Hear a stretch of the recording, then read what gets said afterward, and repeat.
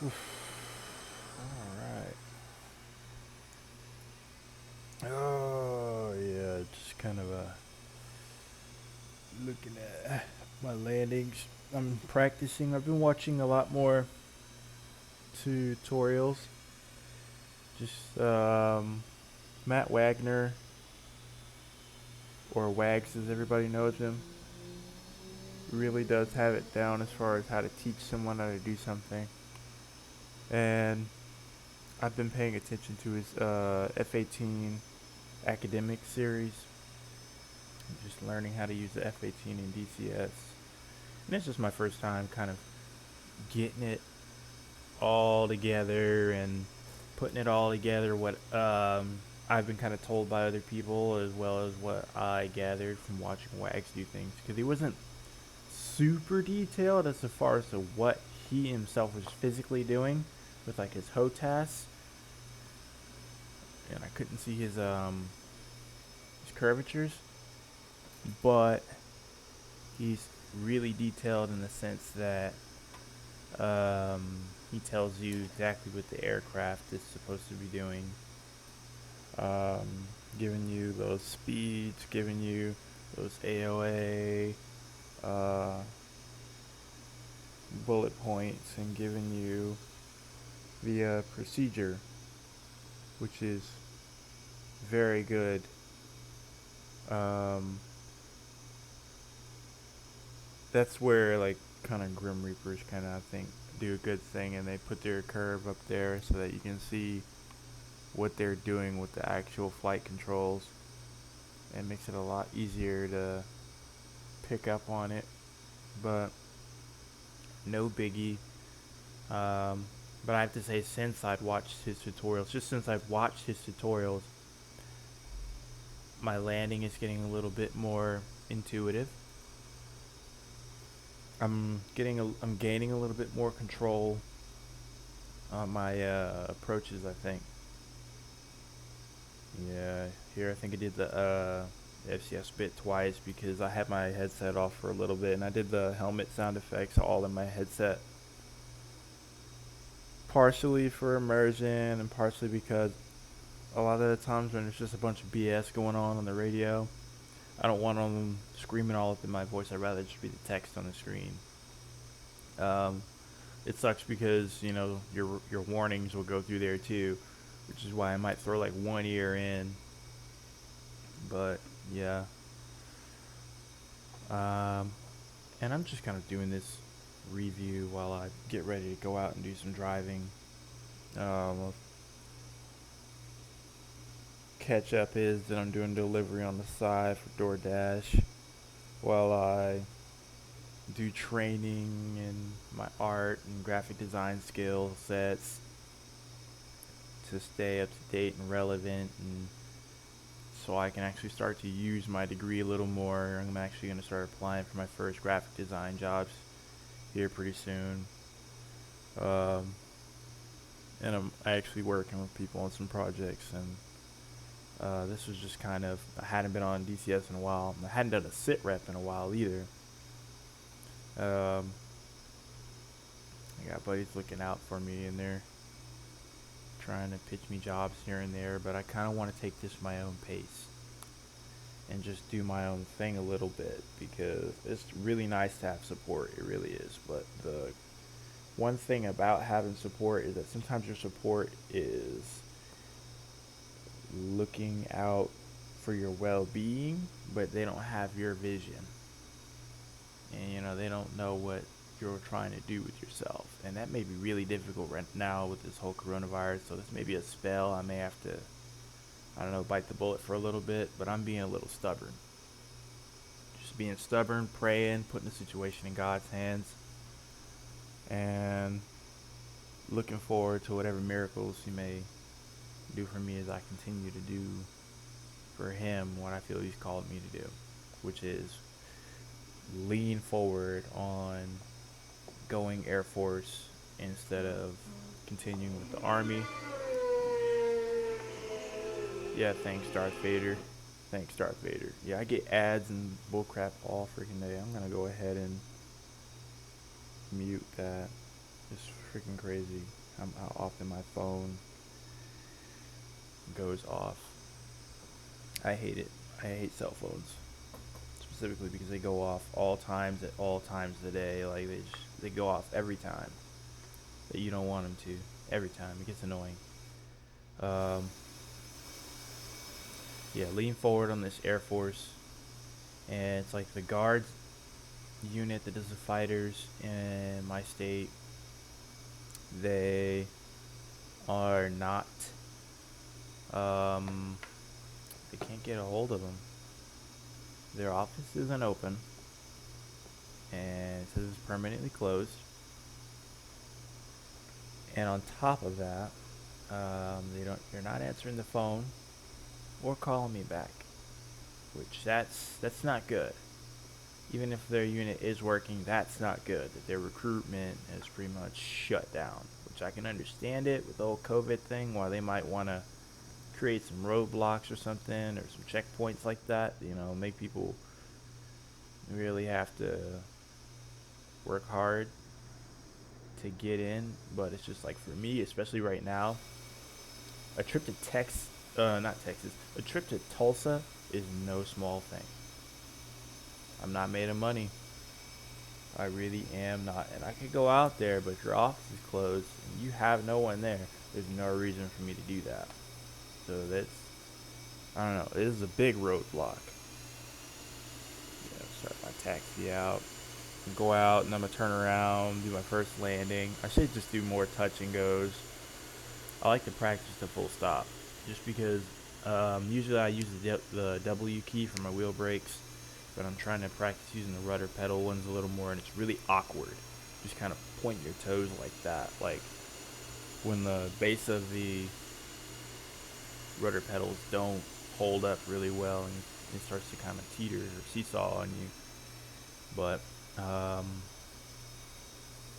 yeah, it's a really big hurdle right now, and it's looking like I'm gonna have to try looking at active with the way my checking and savings. No, with the way my finances are set up right now.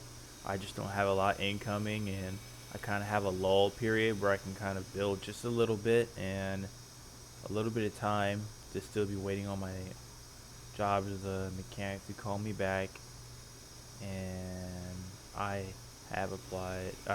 filed another claim for unemployment, so I can kind of get that to help me stand up a little bit more straight and freak out a little less and pour more time into my job searches on the art side and my projects. They're going to keep me looking good as an artist.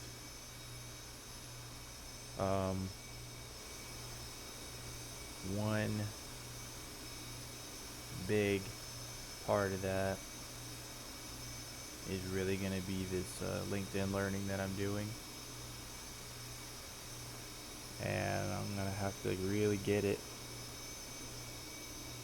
I've been trying to institute a new regimen, like a new sleep cycle, new everything, to kind of push me toward, my best efficiency. But it seems like the sleep system or the sleep pattern that I want is just not natural for me. So I am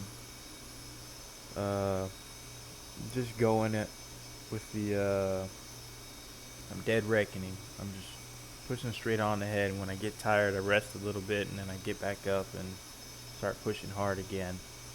And we'll just see how that goes until I do have to wake up at certain times. Yeah. And on a more DCS related note, pretty soon here I have by no means, making sure my landing gear aren't nice, really pretty takeoff. I still haven't mastered like taking off and then just like staying nice and low,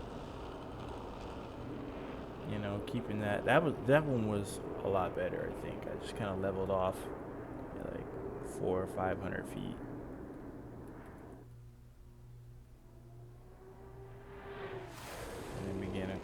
climb and a turn.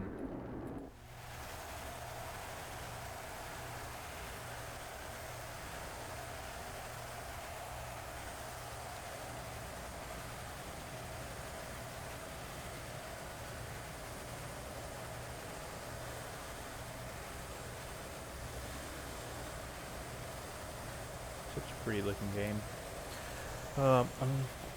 I want to learn the F-16 a little bit more, mainly because I like the F-16, and because if I'm going to be looking at going Air Force, one of the main things you're going to have to fly is the F-16, especially if I go guard side.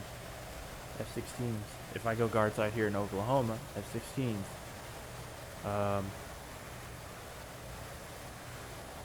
So it's like, I think I should learn that. It may not be exact, of course, because it can't capture all the classified stuff, but I think there will be a pretty decent level of authenticity, and there will be some things I can learn and kind of get used to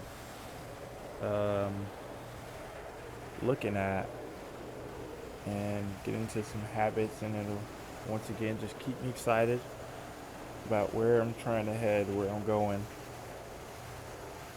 And see there, just went ahead and cut the speed down. I think I was at like almost 500 knots. I just wanted to cut it back down to like 300 before I did my turn in, and went immediately into a pattern. I'm trying to practice also working with the air traffic control a little bit more, because when people do it on DCS, they just seem to use the air traffic control, like utilize it more, get more information from them. And I just want to establish a good workflow that includes the air traffic control when it comes to those landings and recoveries. Like I said, none of this stuff is easy. Yeah, none of this stuff is easy. But yeah, I want to learn that F-16. You know, because if I can do that, and then maybe learn some things I would be learning in private pilot school, and then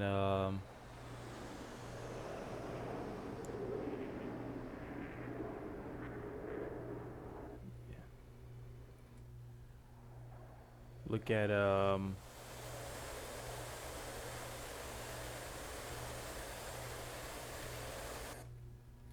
this random F7. What does F7 do? That's so weird. Sometimes I just punch through the keys to see what it'll do. But yeah, I kind of explained my motivation pretty completely right there. But I'm looking to do that and get started with that model.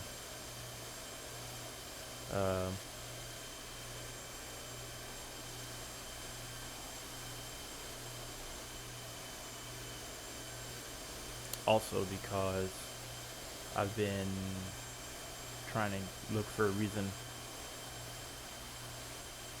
not to be like kind of burned out on this, because this can get kind of burned. Like, it can kind of burn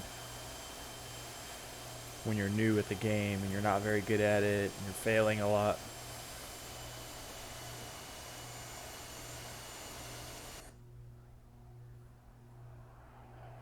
So, yep, I'm in the pattern.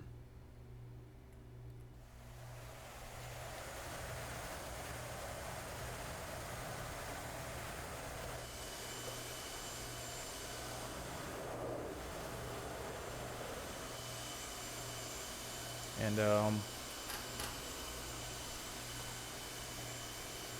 with not getting burned out, I want to look into the things I would be learning in private pilot school, because the deal is that because of this whole coronavirus slowdown and all that, and finances, of course I haven't been in private pilot school.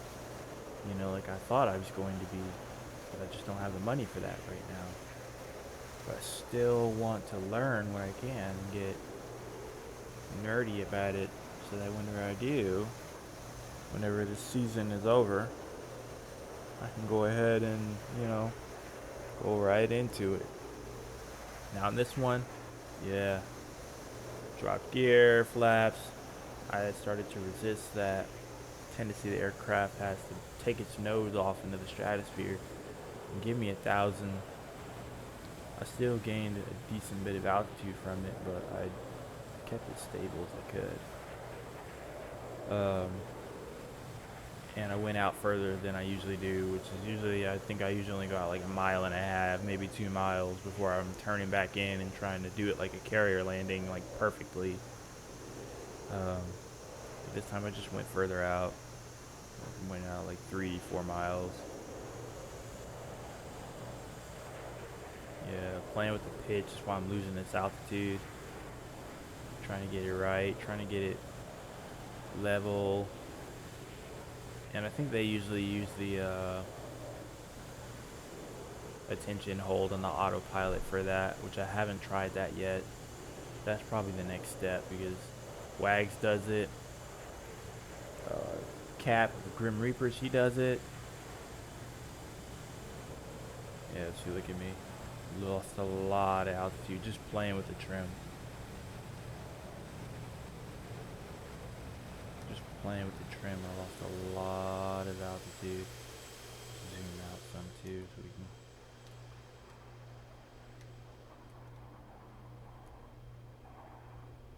Just turn back in.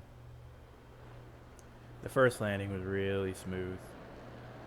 I felt really good about it.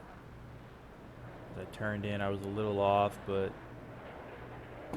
I was able to go ahead and save that. Yeah, I used gained a little bit of altitude because I was doing my corrections. Still playing with the trim. I'm starting to get it right. It's starting to stabilize. I'm going a little slower, flying a little bit more level. Slowing my rate of descent just a little. You see the trees start to pop in as I come in low.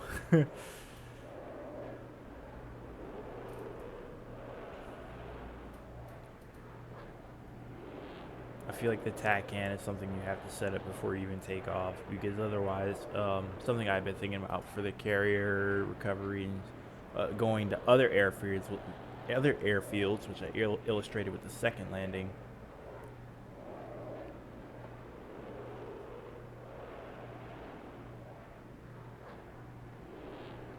Right. That one of the things that kind of got me and was just like, wait, what was the idea of how do you know what azimuth the airfield's runway is at? How do you know the heading of that runway? You just know it, like it's just in the briefing, or are you doing what I've been having to do, which is a lot smoother than what I'm usually used to. Just a lot smoother. Now I just gotta work on getting that impact point. Nice. Yeah, just making that impact point a little further back. Yeah, and I still almost went off the runway because I was trying to point my toes like a little fairy or something. And I did do a really sick drift, which is not pretty. But, as you can see, my landing gear still exists.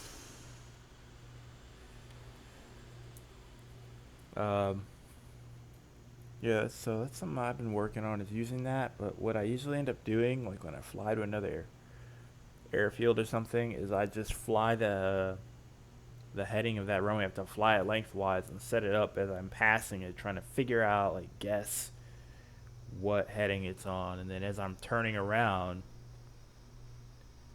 and going into the downwind leg of the pattern, after I've already done my first quote unquote level turn, because it's good to make it level, but like I feel like you can't pull enough G's and be level. You either go further up or you go further down, which maybe that's just something that they don't talk about. I don't know. It's something that people don't tell you, but a level turn Like, I need to figure out how to do level turns in this game, because everything, the rudder, I get full rudder, I get full everything. Everyone has the same amount of control on the aircraft as I do, but they make it look so pretty. Being able to do those nice, long, level turns. Like, do I not have the speed? Then it's like, how can I have the speed? I'm bleeding off speed. I'm supposed to be bleeding off speed. It's like, well, maybe your AOA is too high. I'm like, okay, so I relax the stick. Now I'm widening my turn. And then that's another thing I've been waiting to kind of figure out is how um, how tight should the turn be?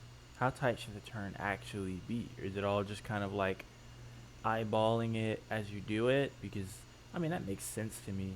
And here I was just messing around with the menus and getting distracted as people called me and texted me, and yeah, this is the game of texting while driving. It really is. But yeah, I'm just telling myself like, is it all just eyeballed like I would in VR and Ace Combat? Because if so, then I really do need head tracking a lot more than I thought I did. Um,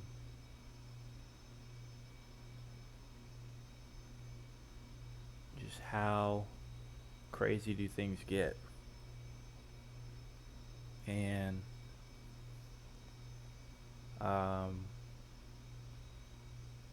that's been kind of my struggle. But here I am taxiing. I don't think I go all the way to the parking spot. I think I literally just turn around and get back on the runway to take off. And I didn't bother talking to air traffic control because it just took me to the parent menu and sat there to the point that I was like, I don't know what to do from there. I can't request a takeoff now that I've gone to the parking area, I guess. And then what I need to know is, are they expecting me to go to the parking area and just shut the aircraft off? Because what if I just, came in to rearm and refuel? Then I'm not going to be shutting the aircraft off. I'm going to be keeping it hot, keeping it running while they get me another fuel tank and link me up, basically. Or get me another few fuel tanks. Or at least in my opinion, that's what I think would happen. Like if you're in the middle of a combat sortie and you need to freaking grab some juice and go, like, and you don't have air-to-air refueling up, like, I'm guessing they're just slapping all your stuff on and then you take off again.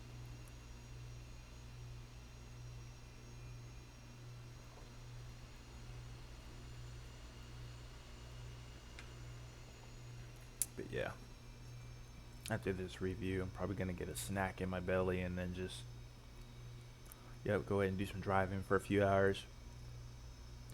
And then I'm going to come back in and do art related stuff.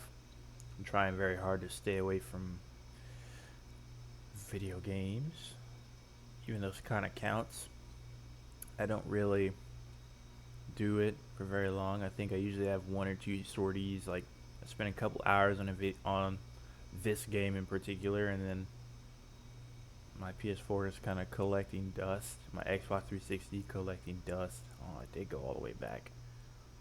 Why did I go all the way back here? Oh yeah, that's right.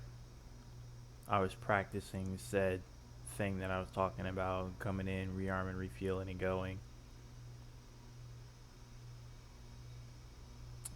So I'm gonna basically, I was just trying to keep it simple because I hadn't thought about it. I was just going into it and just do a live rechange, do a fuel tank because obviously in in the mission scenario you'll be grabbing weapons and fuel and countermeasures and stuff like that. But here in this setting, if I'm just practicing, I'm changing the livery, so I have some time in the menus trying to search through something, or I'm asking for fuel, and then waiting for that, and in the wait, I'm getting ready to get whatever information I got, and the next information that I was gonna get before I go is just where am I going next, you know. Because usually I just do repeated. Yeah, haven't got the hang of parking yet, but usually I just do multiple takeoffs and landings, or I do a touch and go inadvertently. A few touch and goes um, at the same airfield over and over. For like almost an hour, and then I go away.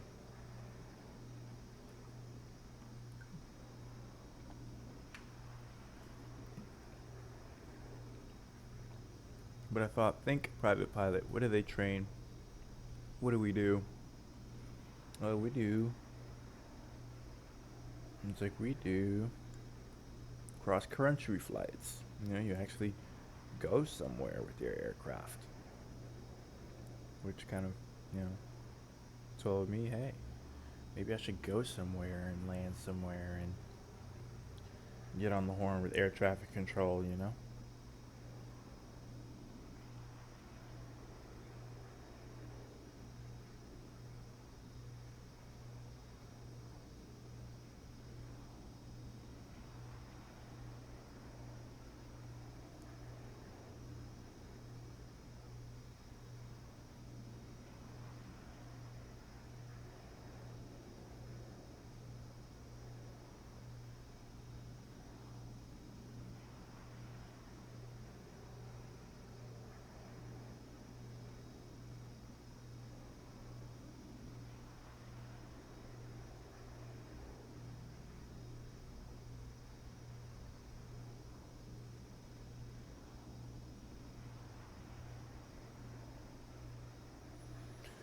Yeah, I was talking to my brother.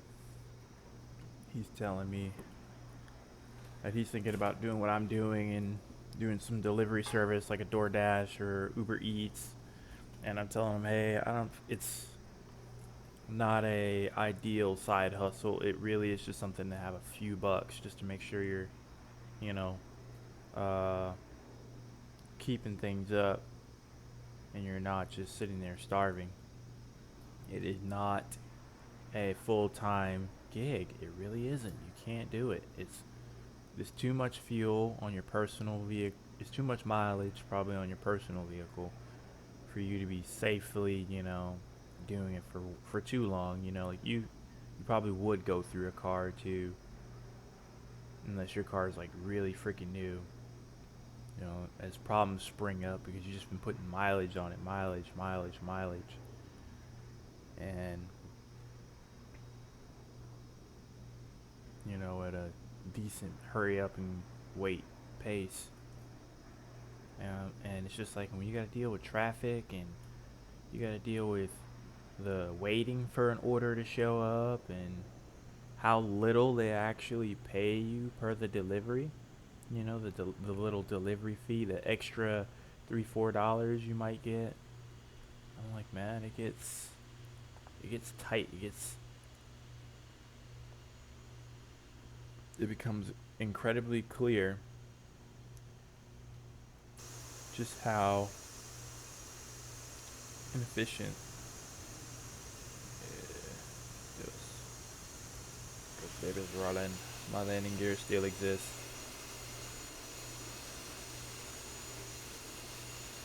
That's a cool angle. I like that angle. Yeah. But it is not really economical. I mean, it's like to I make enough like to two times to pay for two times the fuel I consume. Basically, this is not like you're not trying to pay bills with this kind of money. You really shouldn't be, but I'm going to attempt it and see how it works. See if it really just wears me the hell out and just it makes me really break down and go get a part-time job at some retail store making technically less than what I'm making now. Or if it's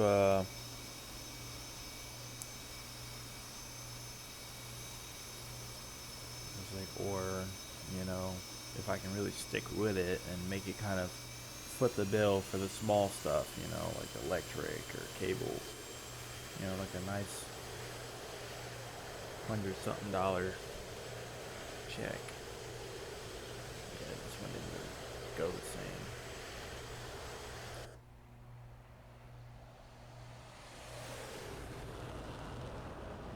Yeah, I got way more height. I should just, yeah.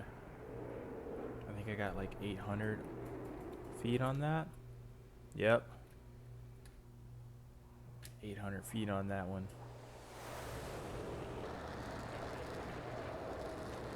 And this one for the cross country trip, I went ahead and said, oh, I'm going to take some fuel up there. I'm going to climb to altitude. I'm going to practice flying like efficiently when I actually have a destination and not just flying like I'm in the middle of a dogfight or ready to dive down on a target and bomb it, you know. Basically, whenever I jump into a mission or whatever, I usually just get up there and I usually have like a ceiling of like 10 or 15,000. Like I never go above that. I mean, it's just really low all the time, really low and really fast, and that can create some issues. Like the range of my weapons, it stays really short, and uh, it's an inefficient way to use your fuel, right? And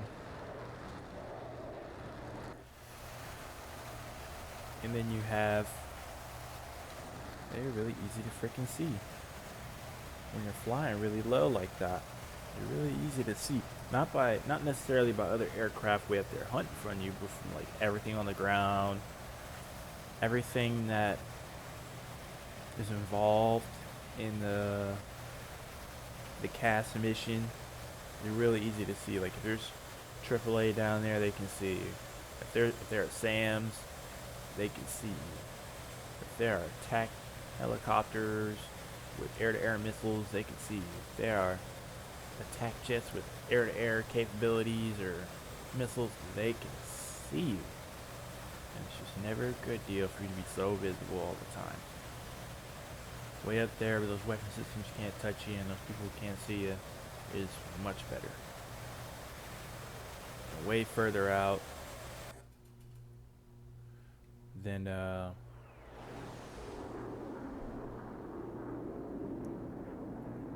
they can touch you. Yeah, this is me just doing a nice long level turn, getting turned around so I can head towards Cobuletti. Then I'm gonna pass it by about 20-30 miles and come back and descend to altitude. Or yeah, descend a better altitude and then go into the pattern. Nice long turn.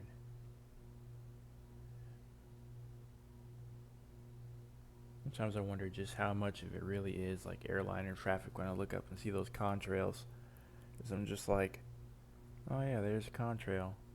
Yeah, it's probably a airliner. It's just kind of big, you know, like it's almost a dual trail, probably from just the winglets. And I'm like, oh yeah, but you see them everywhere, every day. If you look into the sky, you can see past the clouds. You can find some contrails. You can find, and I just wonder how much of it is fighter traffic, because I never see fighters way up there like I used to when I was a kid. I never see formations of, you know, 3-ship formations and 4-ship or 2 4-ship formations flying around each other like in the fingertip, like at like 20,000 or something like that, you know, where you can still actually see them. Like I never see anything like that anymore. I don't see that. And it's really weird because I'm not far from where I grew up. There's not an air base anywhere around where I grew up. So I'm wondering what changed.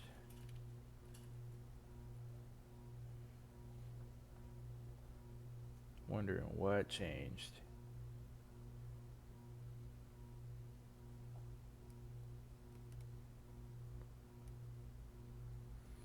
This kind of stuff also makes me very excited to go ahead and get another computer eventually, because this stuff already looks really good to me. Like on the computer when I know it's at low settings, like just on low settings, this game looks good. It looks really good, and I would not care if Ace Combat put out something like, like if they put out something that looked like this, if it had the sandbox capability, if it had the depth of a game like this, where you can get on and do sorties and random mission maker missions with your friends, and you can fly formation with each other and outfit for war and plan your little missions, like the Ghost Recon elements, like old school Ghost Recon stuff, but Ace Combat. You get in and do your weapon selections, what weapons you want to take to battle, what aircraft what airframes you guys want to use, and just stuff like that. I think a game like that would be amazing for console, but I think honestly the console gaming industry is just lazy. That's the way I see it. They're just lazy. They don't want to try.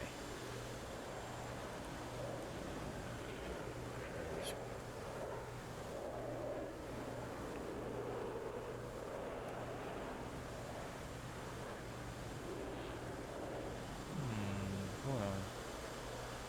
I'm looking for Ticey.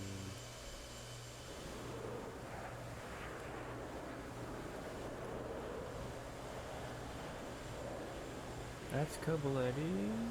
No, that's Kutaisi. Where's Kobaletti? Kobaletti should be further off to my left. I'm trying to remember when I did that flyby. I think it was a cockpit. I was supposed to keep it off to my left. That probably is Kobaletti. Kobaletti, as they say. But yeah,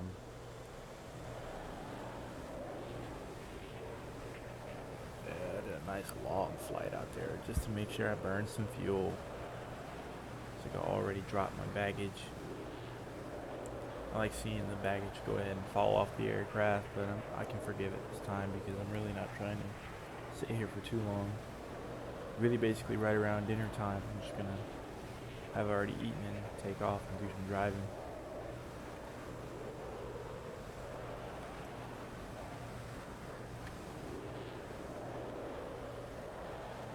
Because like it or not, as much as everyone else is getting out there and seeing how much all this stuff costs, they're still not driving. They're still ordering delivery. It's really funny, in fact. It's really funny.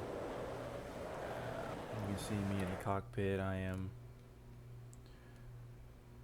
messing with the attitude hold, trying to work out flying level, and actually, since it's frozen like this, like I'm not doing anything, my guess is that I'm actually on the map looking for an airfield to land at. And I'm pretty sure, is that Cavaletti out there? Yeah. Yeah, the aircraft just moved, so I'm probably back at the controls. Now I'm leveling off. Here in a second, I'm probably going to take a look at the F-Pass screen, so I can practice using the F-Pass screen. I think I noticed that, like, once it started saying F-Pass F-Pass attitude hold, I was like, wait, what is that? F-Pass attitude, oh wait, F-Pass. I need to be looking at that and seeing how efficient I can be, which I don't quite understand it all the way yet. I think, yep, see, I'm switching to the F-Pass. I understand it. Like that endurance, I think that's like with seconds and minutes, like how long you can hold up at your current rate of fuel burn. Oof. And that's your maximum range, like how far you can go even without the fuel and everything, how far your aircraft will travel. The last time I did a mission and I ran out of fuel, I was on the F-Pass screen and I was watching it count down, and I was literally in the middle of a case 1 recovery.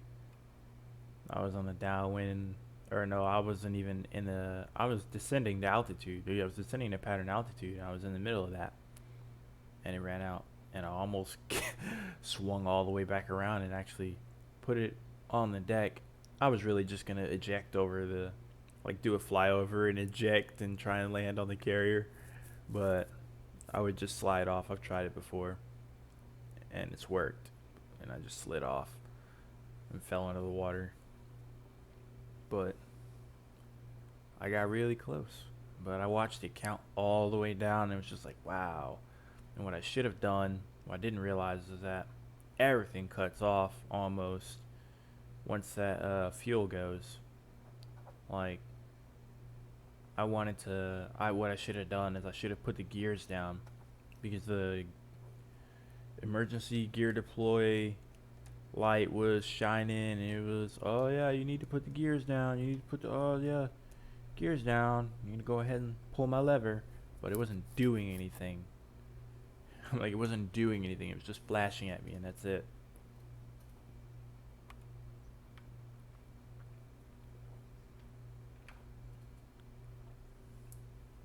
But all at the same time, up until probably the last, like, few 100 feet, maybe like the last, like, 1,000 feet, maybe. Let's give it that. The last 1,000 feet, thinking laterally, like, on a 2D, not 3D, like, not up and down, not vertically, within the carrier. Um, it wasn't until then that I was probably even slow enough to not overspeed the gear. And I certainly, um, I did have my flaps down, I think. But I just didn't get the gears down. I can't remember if it was because the flaps work after fuel goes out. I think the flaps and everything still work after that. I don't know. I'm not really gonna test it. It's just next time I run out of fuel, I'll pay attention to it. Oh man, yeah, I was looking at that and thinking, okay, so let me get up to altitude then, 39,000. Boom. I was a little high. 8 point or 0.84 Mach. You see, I was sticking really close to it and making nice slow level turns to keep it, trying to keep that timer up. Yeah, about 1:42, minute 42 was probably about as much as I could get until I actually started to descend to 2,000 pounds. And I think that's the best Mach to 2,000 pounds of fuel. And I can't remember. Does it say?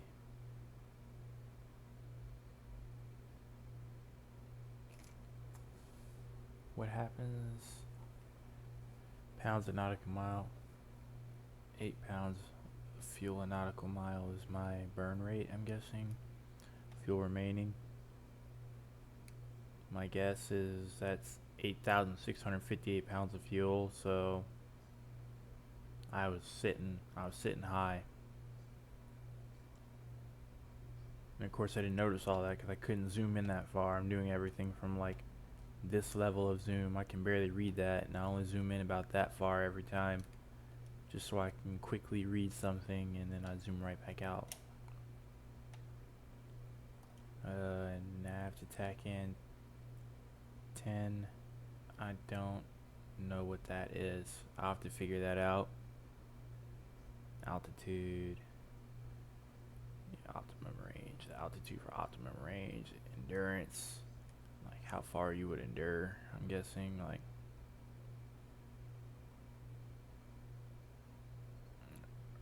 I don't know, I'm not exactly sure. For endurance or for optimum range, you mean like for having the most fuel? Maybe, and then optimum range for just going as far as you can? I'm not sure. It's 2,000 pounds. What is this telling me? How long I have to 2,000 pounds? Well, this is telling me, I don't know what this is telling me. I'm beginning my descent. I can see it on the steam gauge. I'm surprised I haven't heard from Coboletti. And then look at that timer just go up. Just doubled. Here we go.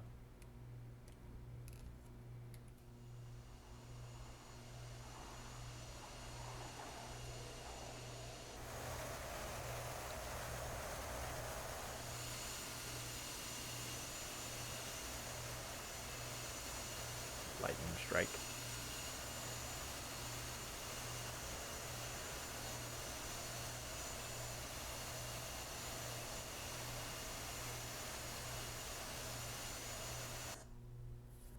Yeah, just trying to keep things gradual and smooth.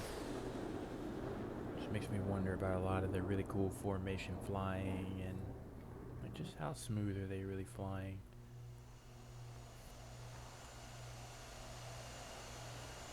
I begin to wonder when it comes to like the flying, like how good I actually fly. Like if I'm just like I could use a bit of work here and there, or if I'm like absolutely terrible at this. Because I do like the notion of making progress. Taking up that heading of 129 degrees.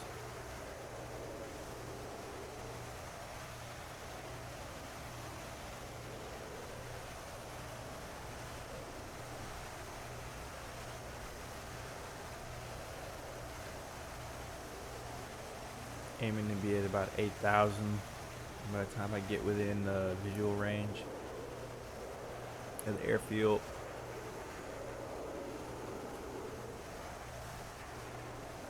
Or even 5,000.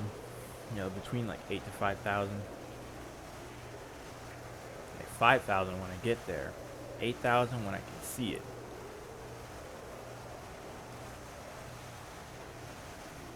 And then, of course, the pattern altitude is 2,000. So I'm descending to pattern altitude whenever I go into the pattern.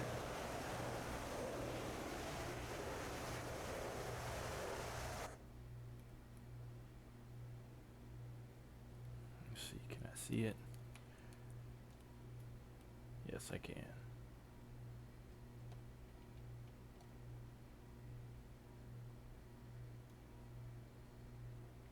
Nice smooth ride. Yeah, I kind of want like a buddy to fly with that won't mind doing like just airfield stuff until I actually get good enough to do my landings and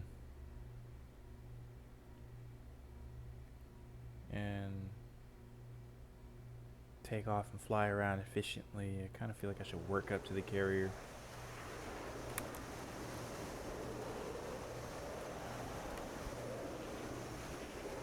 Because with the airfield, there's a little room for error. Like if you miss the airfield, if you miss the runway, there's a lot of runway for you to land on. If you miss the runway, there's some grass you can kind of go into, but you can turn around and go taxi.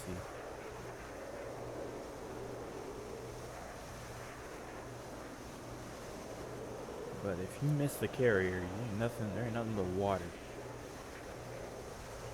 Just hitting that respawn button over and over feels like cheating. Feels like cheating.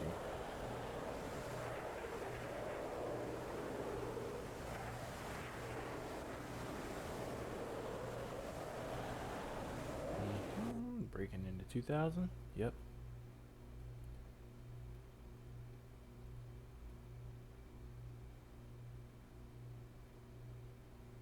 And see, about here I was seeing how close my TACAN heading was to the actual runway. I realized it was off as I was in the middle of the turn, so I'm just referencing the runway visually and looking at the course line indication on my HUD and going, yeah, that seems really off. So I did not adjust my TACAN because I was already in the pattern. I just went ahead and gave it a rule of thumb and said, okay, well, I'm going to need to just turn in just a little sooner because it's wide, or what I should have done is turned a little wider than it. I think I ended up doing a go around because of the. That was actually a decent level turn right there, but I don't think I bled off enough speed. Yeah, I didn't bleed off enough speed, so I ended up having to deploy the speed brake.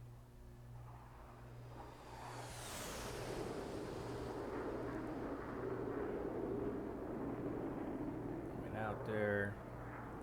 Pretty sure I did. Yeah, I ended up having to do a go around just thanks to the. Just thanks to the tech cam being off. It was off, and when I wheeled around, I was like, oh, that's really far. It's really far away. Yep, really trying to control that will that the aircraft has to pitch, and I think I did a good job of not letting it climb on me. But now I'm trying to fight the pitch for dominance here and get it within regs here.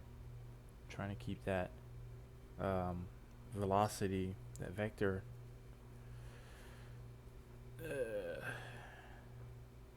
Velocity vector. Trying to keep that thing within like 2 to 3 degrees of level at the very most, and that's happening. Oh yeah, and also as I'm going into this turn, I'm pretty much falling out of the sky, so I gave it full afterburner to prevent it. Because usually that's what happens. Usually as soon as I start a turn thinking I'm just going to glide into this turn, I usually lose about 500 feet. Yeah, I usually lose about 500 feet. So I went around and, yep, following the tack in, I was really far off. I did a bad thing here, and I realized I was really far off, and I was going to go in a turn. I kind of relaxed on the stick, and it gave me an additional like 300-400 feet.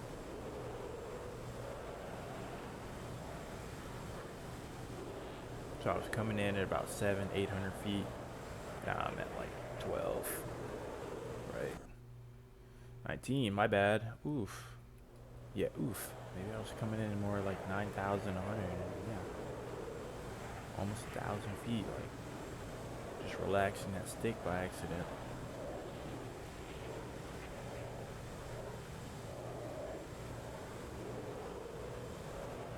I got back up to 2,000 because I realized I was going to have to fight the trim some more. Because I was trying to level out and still get the desired AOA.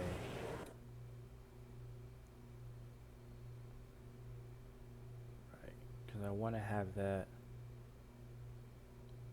I'm starting my turn because I'm realizing that I've passed it by 10, almost 20 seconds now. And I should be turning back in to do the 180. And I gained a bit too much speed. And I shouldn't have gained any. But I was trying to replicate what I did with the last turn and give it enough power that it don't lose any speed. And that I can stay level. And as you can see, I climbed a little bit. I'm now at 2,500 feet. Fighting the trim. Trying to figure out how I'm going to get that AOA, but then I'm going to put it on the correct glide slope. Because at this point, I think I've got the max trim for nose up.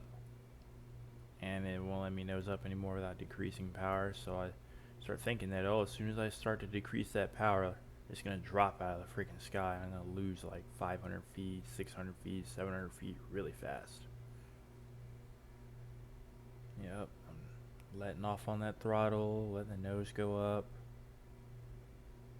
Losing that energy. Trying to control it. Now I'm just trying to keep it at about 5. I notice it starts dropping. So I start to play with the throttle and find the sweet spot. Now I'm trying to stop it. And I thought my best way to stop it would be to just go into a turn. Especially with that thing asking for more speed. I thought, oh, if I just go into a turn, I'll get speed. like speed will come. And then of course I gave it a little more throttle as I noticed I was coming in really low. I think I overcut it on this one. I did. I overcut, like I cut in way too hard. That's one where I was saying that I should have relaxed my turn and come out wider. That I juxtaposed the correction that I needed to make. So you can see where the runway is off to the right.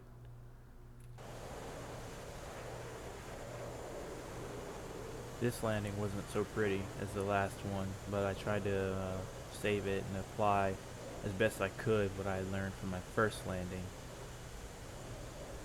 which is to fly the plane. Don't let the trim fly the plane for you, but also control that AOA as best you can and put it on the runway. Look at that. I'm about to destroy this fence. That would have been a great landing if I would have landed on the runway. Here I am trying to put it down somewhere else.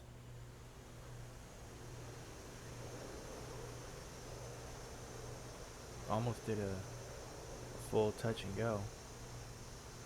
And then right about this time where I was touching down, like in landing, my display just said, screw you. Yep, I lost like complete visual. I had no idea where I was at. Yep, just like that. I have no idea what that is. It just went black. From that angle, it went black. I have no idea what that is. And I was like, am I on the airfield? What's going on? You know, I'm thinking. I'm like, no, I'm in the grass. Okay, I'm in the grass. I went to F2 and just rotated the camera around. Yeah, oh, what is that? Why did it do that? Did I hit the wall? The rendering wall? No, we don't render out there. You put it on the airfield, boy. Do what I said now. You put it on that. You put it on that there runway. You taxi off to that carrier. You miss round. You're gonna black screen out. You can crash. You're gonna die. That's probably what happened. I got hit by the VFR police.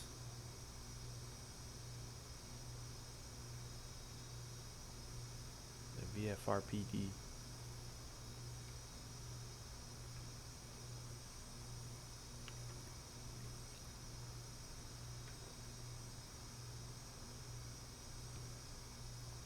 I think it was a good session for applying more tips picked up by watching people who know how to land do it. The main tip that really helped the most with WAGs was him telling me to put that velocity vector on the runway where I want to land, and not to worry about, and not necessarily worrying so much about the ball. Like, you want the correct AOA and you want to be on speed, but most importantly, that reminded me that, hey, that airplane is going where you place that velocity vector. No matter if your AOA is correct or not, or your speed is correct or not, that plane is touching down where you point that velocity vector. So I just started putting it on that nice sweet spot where I know I want to land. And all of my glide slope control, it made sense all of a sudden to just go ahead and do the glide slope control through the throttle. It just made sense because as I would ease off on the throttle controls, as I would ease off on it, I would see it go up and down and control my vertical axis of how I was, seeing things. And then as long as I could keep it straight, that's all there was to it. And all I do is make sure I placed that where I wanted, and then throttle controlled my glide slope, So if I wanted it 3 degrees, I just maintained that, and I figured out just about how much throttle my stick likes to put out whenever I um, actually begin to move that throttle, which is quite a bit. I'm thinking of redoing my curve for my stick output because I don't know what it is. When I go into settings,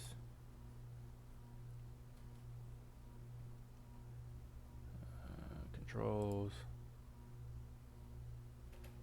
Oh, that's nice, yeah.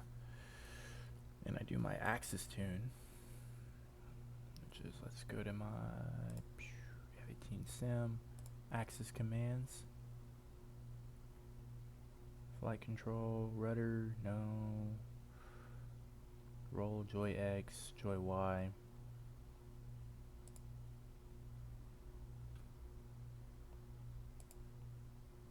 These are the settings I have.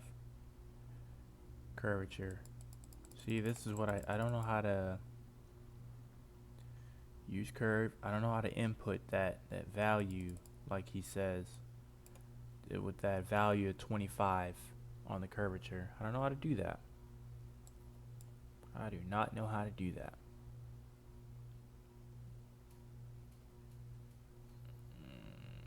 I'm thinking of putting a dead zone on my stick, just so I know very specifically where I have play and where I don't. Sometimes I just rest my hand on the control and it freaking makes me shake or something, and it's pretty. Eesh, that can be pretty annoying. But I'm thinking of redoing those axis controls. Yeah, I can't access that, and that'll make my landings a little smoother if I can do that for the throttle and for the axis, because they all have that same curve, and it's like the big movements, it's like not much feedback. Like it makes all my things in the beginning and mid range like, or hold on, in the mid range it makes things like slow almost. Like if I just yank that stick forward, or yank that stick into a left roll and do an aileron roll, the roll is just slow. It's slow. It's a slow roll. Like I could do, like that roll would take almost a full second. Like almost a full second. But if I were to, you know, put the throttle, if I were to take the throttle at idle and move it like 2 centimeters, it would shoot up to like 40 50%. Like at half, where it should be mill power, it's mill power. Like when you look at the writing on the actual throttle control, it's mill power. But when you look at the RPMs, it shoots up to like 85 or like 89, like almost like it shoots up to into the 80s. And I'm just like, whoa. And then when, of course, when I get up to 90 and all that, right at the edge of the range, now I've got like a full centimeter or two to play with between 90 and 100, and I can kind of fine tune where I'm at. It's weird. And if that's the way these guys usually do it, I'm not sure I like that. I want something smooth. I almost don't want a curve. That's true. I almost don't want a curve. But, that's that. I guess stick around or tune in next time or whatever for my next little set rep. I don't know. It's not really an outro. You guys just have a great day. Have a blessed day. And yeah, Captain Chris, I remember who you are. I hope you watch this. I hope you edit it. I hope you edit something, man. I want to see you editing videos like these. And I want to see you go far, man. And bye-bye.